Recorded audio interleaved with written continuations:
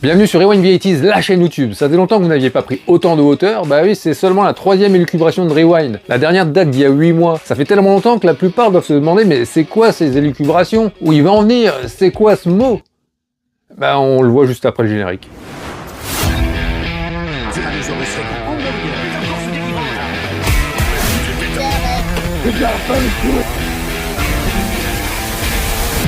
You're gonna need a bigger boat.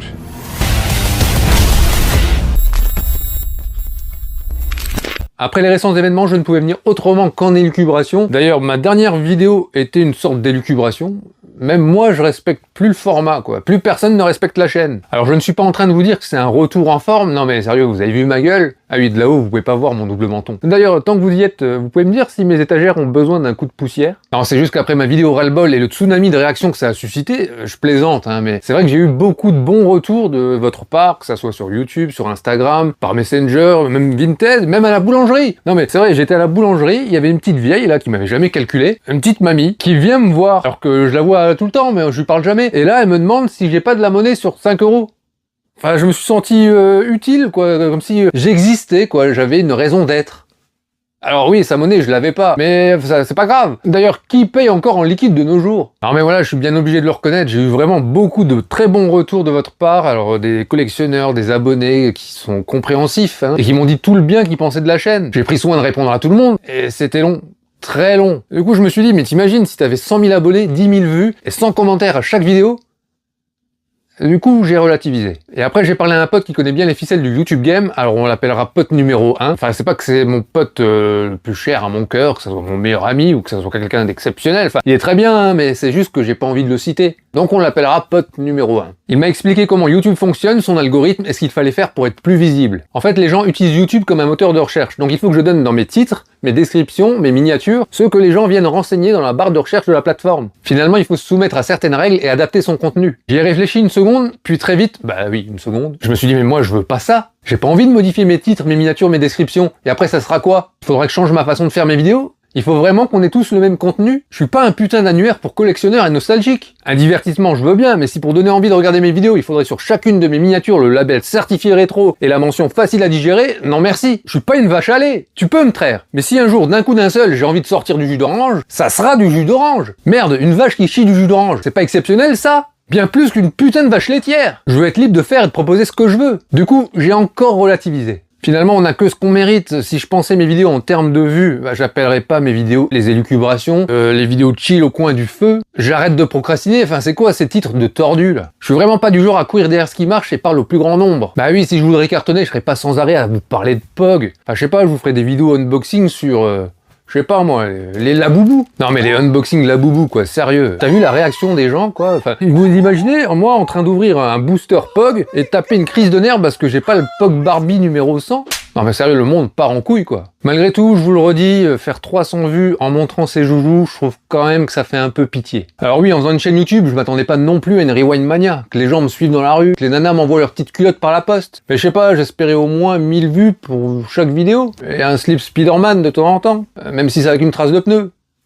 Allez, on passe au sujet suivant. Je voulais également vous parler de quelques expériences de collectionneurs. Je viens de tomber sur un gars qui vend des tripacks Kinder Surprise sur Vinted. Je recherche assez régulièrement les boîtes Kinder Surprise de mon enfance, et au fil du temps, j'ai réussi à en rassembler un certain nombre, même s'il manque encore les plus anciennes. Ce gars a publié plusieurs annonces avec de véritables trésors, et pour presque rien en plus. Alors c'est pas l'affaire du siècle, mais franchement c'est une vraie affaire. J'ai vu ça, je me suis précipité dessus, et vu que dans son dressing il avait d'autres boîtes Kinder, je me suis permis de lui demander s'il en avait pas d'autres de la même époque. Mais il ne m'a pas vraiment donné de réponse satisfaisante. Il est resté assez évasif et plutôt avare en détail. Puis plus tard, il a refait une annonce, puis une autre, et comme pour la première fois, je me suis précipité dessus. Du coup, double frais de port, double frais Vinted. C'était vraiment une affaire, donc rien de dramatique. Je lui ai à nouveau demandé s'il n'en avait pas d'autres, toujours pas de réponse. En fait, le fait de lui avoir fait plusieurs commandes, ça l'a un peu perturbé, il s'est un peu emmêlé les pinceaux. Et voilà, il y a un colis qu'il m'a pas envoyé parce qu'il disait qu'il avait pas reçu de bordereau pour celui-là, donc il était un peu paumé. Et à chaque fois qu'il me répondait, c'était toujours concernant ce colis-là. Entre-temps, j'ai parlé à un autre collectionneur qui lui avait passé commande sur une autre plateforme et il lui a sorti une excuse comme quoi il avait un problème d'imprimante. Alors je vous arrête tout de suite, je suis pas en train de de parler d'une arnaque. Mes colis, je les ai reçus, je vous les montrerai dans une prochaine vidéo de chill. En fait, quelques jours plus tard, je vois une nouvelle annonce réservée à un gars avec les tripacks que je lui avais demandé. C'était presque un affront de voir ça, enfin à croire qu'il avait quelque chose contre moi. Alors je suis pas certain du profil du gars, mais je tenais à vous en parler ici parce que c'est pas la première fois que je tombe sur ce type de vendeur, malgré que je les trouve très atypiques. Clairement pas le genre à être cupide ou à spéculer sur la valeur des objets. Enfin je sais pas, il y a un gars qui en a acheté aussi et il a pas essayé de nous mettre en concurrence, le prix était le même. Bah oui, mon assistance aurait dû lui mettre la puce à l'oreille, enfin beaucoup se seraient dit, peut-être que ça vaut plus que ça ne vaut, enfin, peut-être que je devrais essayer d'en tirer plus. Je vais quand même passer plusieurs commandes d'affilée en payant les frais de port à chaque fois, sans jamais lui demander d'annuler pour faire un lot, parce que j'avais peur qu'il annule et que je les reçoive pas quoi. Mais non, pas cupide le gars. En fait, je pense que c'est juste un vieux. Et il pratique encore les prix d'il y a 20 ans. Il se connecte une fois de temps en temps, il regarde pas tous ses messages. Du coup, il se rend même pas compte que certains de ses articles sont vendus à peine publiés. Bah oui, lui, il va se reconnecter que dans 3 jours. Il ira sur son ordi, hein, il a pas de téléphone. Bah si, il a un téléphone, mais il a pas de smartphone, il a pas l'appli. Dans son téléphone, il a encore une carte SIM où il y a écrit Itineris. Le mec, il a une chaîne YouTube rétro, une pièce rétro, et il se fout de la gueule d'un mec qui a une mobicarte Itineris.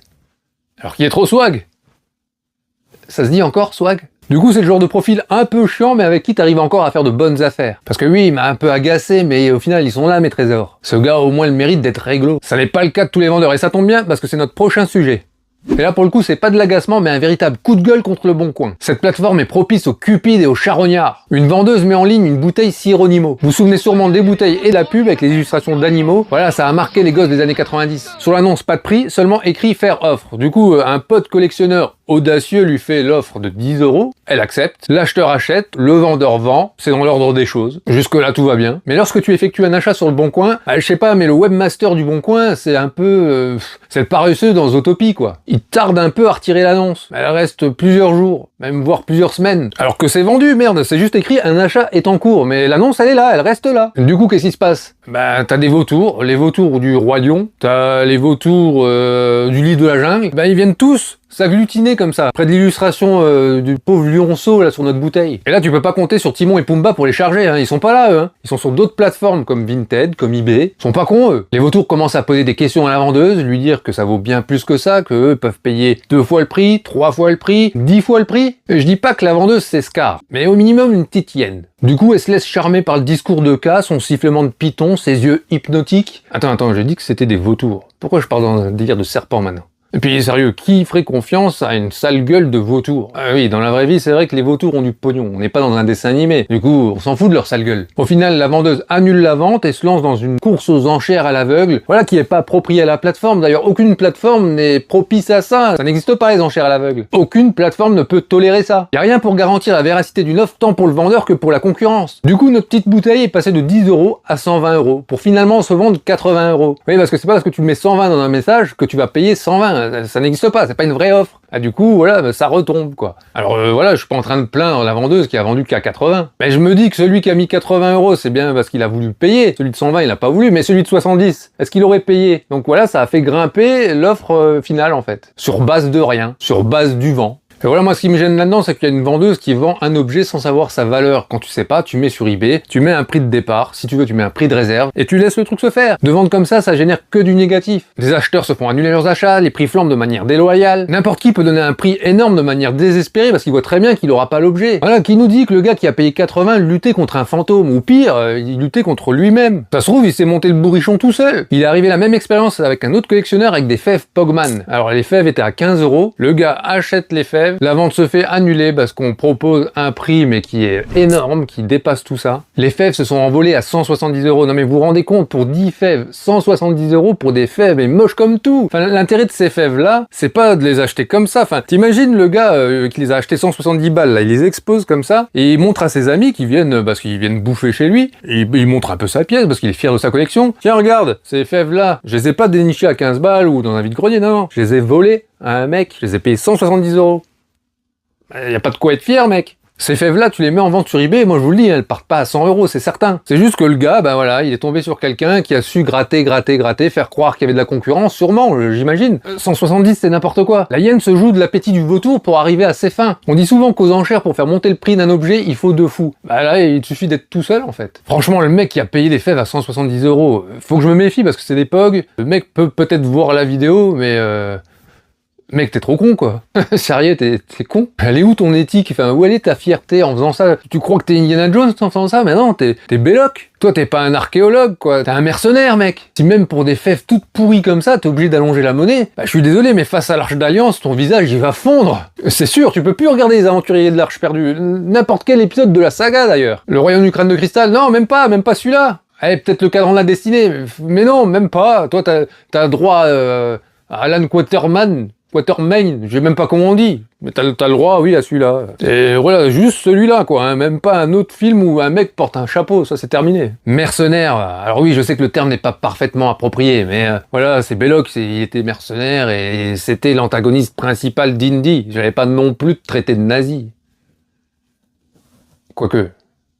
Et pour finir, je voudrais parler d'un autre sujet, voilà, qui est un peu plus réjouissant, parce que voilà, dans la collection, il n'y a pas que des aléas comme ça, un peu négatifs. Non, en fait, j'ai un pote collectionneur qui est tombé sur des boosters POG qu'on n'avait jamais vus. Vraiment, les POG en vrac comme ça, on en avait vu quelques-uns sur les plateformes de revente, mais ces boosters-là, que ça soit dans une collection, dans des ventes, dans des magazines, des visuels publicitaires, autres, on ne les avait jamais vus. T'as beau collectionner depuis plusieurs années, mais il y a toujours des trucs comme ça qui ressortent. Alors, il m'a envoyé un booster, je vais vous le montrer à la fin de la vidéo, parce que pour tout vous dire, au moment où je tourne, je l'ai pas encore. Mais voilà, c'est ça qui est magique aussi avec le rétro, donc on a des expériences un peu négatives de temps en temps, mais voilà, t'as beau penser avoir fini le game quelque part, avoir tout vu, avoir tout eu, et ben non, il y a encore des trucs qui sortent. Alors ces boosters là, c'est des boosters FR, hein, c'est le big deal, donc on voit Bill et ses potes extraterrestres, sa famille, je sais pas trop quoi, on s'en fout. Mais c'est ça que j'aime avec l'époque, c'est que t'as toujours un nouveau truc qui sort, un nouveau truc qui a 25 ans, personne ne l'avait, ça a été complètement oublié. En fait, c'est une personne qui avait des pochettes, alors c'était des pochettes, vous savez, qu'on retrouvait en fin d'année, enfin c'était pas en fin d'année, c'était à la période estivale, tous les invendus de l'année. Donc il y avait des magazines Picsou, des journaux de Mickey, des journaux de Mickey, et en bord de plage ou donc dans les magasins. Mais voilà, je me rappelle en Vendée, ma mère qui m'achète ce genre de pochette, ça coûtait rien, mais ça me faisait ma lecture dans la tente ou sur la plage, quoi. C'était ma lecture de l'été. Et là, en fait, il y a une pochette de ce genre-là qui a été retrouvée, une dame qui avait gardé ça, donc un membre de sa famille qui avait ça, j'en sais rien. Et donc voilà, il y a une pochette qui est ressortie comme ça, et j'ai l'honneur de vous présenter cet objet-là parce que pour moi, c'est quelque chose d'exceptionnel dans le sens où je collectionne l'époque depuis longtemps et je l'avais jamais vu. Donc voilà, je vous offre ce plaisir-là. Découvrez ce magnifique booster POG Bill. Édité par la société 5 avril, cette série ultra limitée datant de l'an 2000 était composée de 70 POG. Sur chacune de ces rondelles, on pouvait retrouver aussi bien le célèbre extraterrestre co-animateur de l'émission télé Le Big Bill qu'un membre de sa famille. Ce booster toujours scellé contient 5 POG et un kini officiel. N'étant pas réapparu depuis près de 25 ans, il est aujourd'hui extrêmement rare et constitue une véritable découverte, même pour les collectionneurs les plus férus.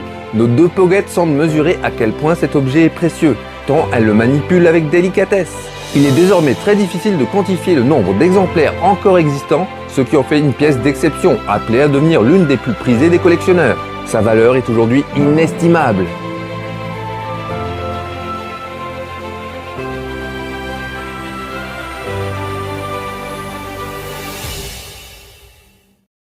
Donc voilà, s'il y en a qui sont intéressés, je mets le lien de l'annonce dans la description parce que il y en a un autre qui l'a mis en vente. Voilà, c'est sur Vinted, sur eBay. Vous verrez, il y aura tout dans la description. N'hésitez pas à lui demander. Voilà, je peux rien vous conseiller de plus. Il n'y a aucun prix pratiqué, donc le prix, c'est celui que vous serez prêt à mettre. C'est comme pour les bouteilles Sironimo. Vous allez peut-être lutter contre un fantôme ou contre vous-même, j'en sais rien. Je peux pas vous conseiller là-dessus. Je sais pas combien ça vaut. Ça n'a jamais été vendu à ce jour. Nulle part. C'est incroyable. Voilà, cette vidéo est maintenant terminée, j'espère qu'elle vous a plu. D'ailleurs, si elle vous a pas plu, voilà, c'est pareil, hein. À un moment donné, il faut arrêter de brosser les gens dans le sens du poil, quoi. Si elle te plaît pas, c'est pareil, je l'aurais pas faite différemment. C'est comme ça que j'avais envie de te la vendre. Et tu l'as même pas payée, d'ailleurs. Il y a aucune publicité. De quoi tu te plains? Elle te plaît pas, tu la regardes pas, tu le vois tout de suite qu'elle va pas te plaire. Ça a duré combien de... 10 minutes, 15 minutes? T'as mis tout ce temps pour comprendre que t'aimais pas? Putain, moi quand je goûte à un truc, là, je prends une cuillère et c'est tout, ça suffit. Je vais pas finir le plat et dire c'était dégueulasse, non, je le mange pas. C'est pas bon ton truc, là. Je vais me faire autre chose, je vais me faire des œufs sur le plat. Elle va te faire cuire un œuf!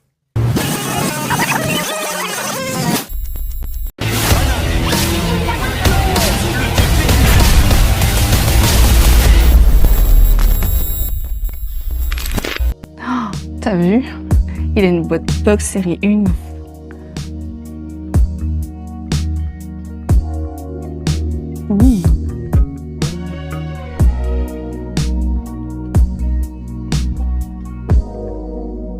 Ah oui, mais non, moi je vais prendre le rideau plutôt.